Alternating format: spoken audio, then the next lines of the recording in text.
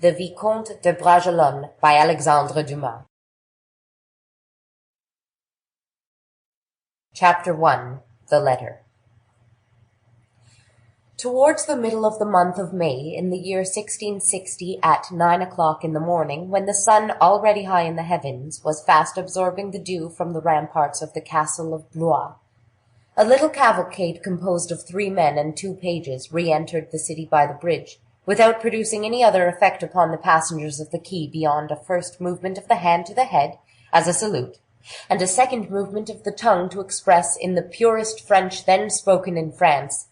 "There is Monsieur returning from hunting," and that was all. Whilst, however, the horses were climbing the steep acclivity which leads from the river to the castle, several shop boys approached the last horse, from whose saddle-bow a number of birds were suspended by the beak.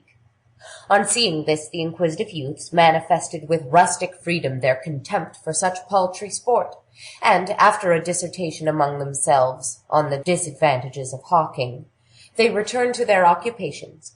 One only of the curious party, a stout, stubby, cheerful lad, having demanded how it was that Monsieur, who from his great revenues had it in his power to amuse himself so much better, could be satisfied with such mean diversions. "Do you not know," one of the standers-by replied, "that Monsieur's principal amusement is to weary himself?"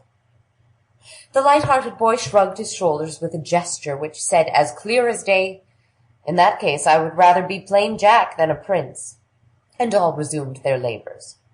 In the meanwhile, Monsieur continued his route with an air at once so melancholy and so majestic, that he certainly would have attracted the attention of spectators, if spectators there had been, but the good citizens of Blois could not pardon Monsieur for having chosen their gay city for an abode in which to indulge melancholy at his ease,